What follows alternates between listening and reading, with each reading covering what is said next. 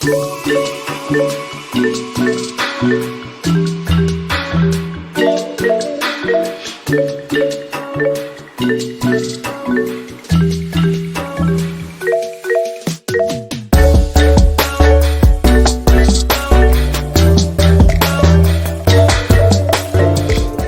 Sabtu, tanggal 8 April 2021, Perawat Zihan dan Perawat Kansa berkesempatan untuk melakukan promosi kesehatan di area komunitas dengan target sasaran para lansia di Desa A.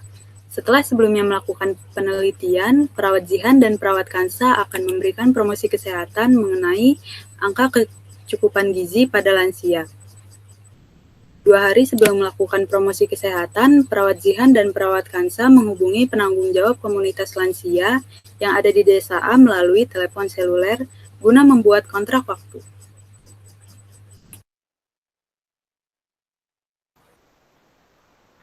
Assalamualaikum Ibu, selamat siang. Waalaikumsalam, iya selamat siang. Apakah benar saya berbicara dengan Ibu Erin? Iya benar, kalau boleh saya tahu ini siapa ya? Sebelumnya, saya izin memperkenalkan diri. Nama saya Zihan Rahmawati, mahasiswa UPN Veteran Jakarta dari jurusan Ilmu Keperawatan. Maksud dan tujuan saya di sini adalah ingin meminta izin pada Ibu untuk melaksanakan promosi kesehatan pada lansia yang ada di Desa A. Mengenai keseimbangan gizi pada lansia dengan tujuan agar para lansia yang berada di Desa A dapat memahami mengenai gizi yang dibutuhkan pada usia senja. Boleh sekali Dek, kebetulan para lansia di desa kami masih belum mengetahui mengenai pentingnya menjaga keseimbangan gizi pada usia senja. Kalau saya boleh tahu, untuk pelaksanaannya itu kapan dan jam berapa ya Dek? Untuk pelaksanaannya, insya Allah akan dilaksanakan pada hari Sabtu, tanggal 8 April 2021 jam 8 pagi. Dan waktu yang kami butuhkan kurang lebih 45 menit. Bu, apakah Ibu berkenan? Baik Dek, kalau begitu akan saya infokan kepada para lansia untuk berkumpul di hari Sabtu jam 8 pagi sesuai dengan kontrak waktu kita. Baik Ibu, terima kasih atas kesempatan yang diberikan ya Ibu. Baik, sama-sama Dek. Semoga penyuluhan besok berjalan dengan lancar ya Dek. Kalau begitu saya tutup dulu. Assalamualaikum. Baik Ibu, waalaikumsalam. Keesokan harinya, pada tanggal 9 April, Perawat Zihan dan Perawat Kansa mengunjungi Desa A, dan ternyata sudah banyak lansia yang menunggu kedatangan mereka untuk melakukan penyuluhan sesuai kontrak waktu yang telah ditentukan kemarin.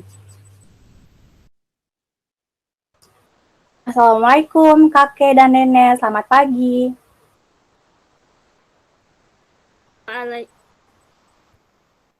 Waalaikumsalam, selamat pagi.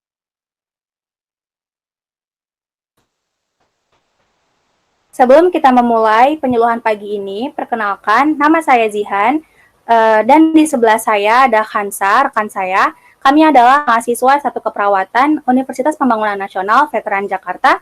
Begini kakek dan nenek, sesuai dengan kontrak kita 1 hari yang lalu, kami akan melakukan penyuluhan mengenai keseimbangan gizi pada lansia dengan tujuan agar para lansia yang ada di Desa A dapat memahami mengenai gizi yang dibutuhkan oleh tubuh pada usia senja.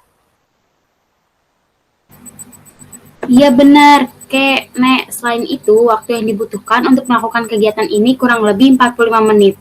Apakah kakek dan nenek bersedia? Dengan senang hati, kami bersedia. Baik, kalau begitu kita mulai kegiatan hari ini ya. Dimulai dengan penjelasan mengenai pentingnya keseimbangan gizi pada lansia yang akan disampaikan oleh rekan saya, Khansa. Baik, terima kasih Zihan. Sebelumnya, saya ingin bertanya dulu nih kepada kakek dan nenek, apakah ada yang tahu apa sih makanan yang bergizi? Makanan yang rasanya enak itu kan ya nak? Waduh, kalau kakek kurang tahu apa itu makanan bergizi. Baik, kakek, nenek akan saya jelaskan ya. Makanan bergizi adalah makanan yang cukup memiliki kandungan karbohidrat, lemak, protein, mineral, dan vitamin yang dipadukan secara seimbang sesuai dengan kebutuhan tubuh Bapak dan Ibu semua. Jadi, makanan bergizi tidak hanya enak rasanya, tetapi juga mempunyai nutrisi bagi tubuh. Kenapa anak harus makanan yang bergizi? Makan makanan yang bergizi sangat penting untuk kakek dan nenek karena dapat meningkatkan sistem kekebalan tubuh, melawan racun penyebab penyakit, menjaga berat badan kakek nenek. Selain itu, dapat mengurangi berbagai resiko penyakit, termasuk penyakit jantung, stroke, tekanan darah tinggi, diabetes, osteoporosis, dan kanker. Lalu, contoh makanan yang bergizi untuk lansia apa saja ya, Nak? Jadi begini, bagi lansia, komposisi energi sebaiknya 20-25% berasal dari protein, 20% dari lemak, dan sisanya dari karbohidrat. Makanan berkarbohidrat dapat ditemukan pada nasi, roti, jagung, kentang, dan singkong. Sedangkan makanan berprotein dapat ditemukan pada ayam, daging, tahu, dan tempe. Untuk lemak dapat ditemukan pada ikan beromega 3. Selain itu, mengonsumsi air mineral dan vitamin penting untuk daya tahan tubuh. Kakek mau nanya, Nak, kebutuhan gizi kakek sama nenek ini sama nggak ya? Kebutuhan asupan kalori untuk kakek dan nenek berbeda ya, Kek. Kalau kakek 1960 kalori, sedangkan nenek 1700 kalori. Kalau jumlah kalori yang kakek nenek konsumsi berlebihan, maka sebagian akan disimpan berupa lemak yang dapat menyebabkan penyakit obesitas, Kek. Untuk itu penting untuk kakek dan nenek memperhatikan asupan makanannya ya. Lalu bagaimana ya nak untuk menjaga asupan makanan kami?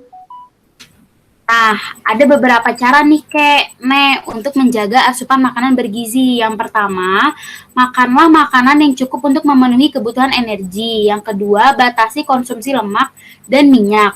Yang ketiga, kurangi konsumsi gula dan garam. Lalu yang keempat, makanlah makanan yang sumber zat besinya banyak. Dan yang kelima, minum air putih sesuai kebutuhan. Dan yang terakhir, lakukan aktivitas fisik secara teratur. Baik, kakek, nenek, dan Ibu Erin, apakah ada pertanyaan lagi yang ingin ditanyakan?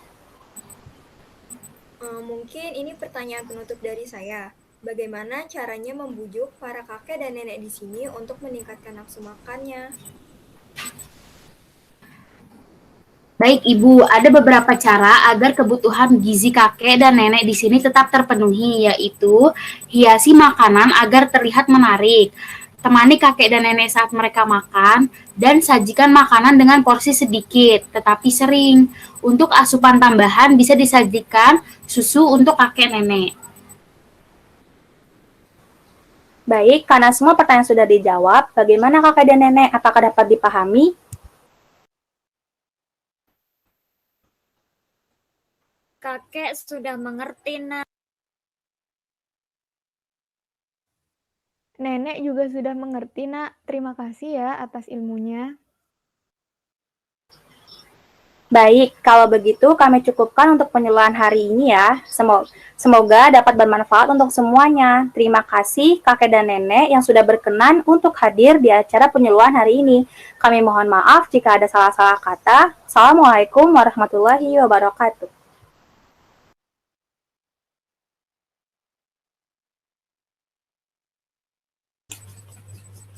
Setelah selesai melakukan penyuluhan kepada para lansia di Desa A, Perawat Zihan dan Perawat Kansa melakukan evaluasi terhadap penyuluhan yang telah mereka lakukan.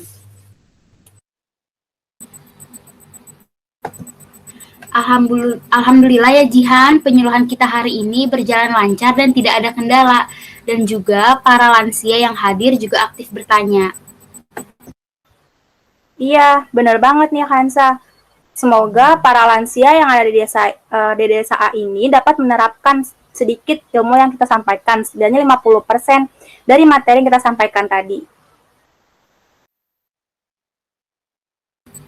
Iya benar, semoga ya Jihan. Akhirnya, penyuluhan promosi kesehatan yang dilakukan oleh Perawat Zihan dan Perawat Kansa dengan target para lansia yang ada di Desa A telah selesai dan berjalan dengan sangat baik.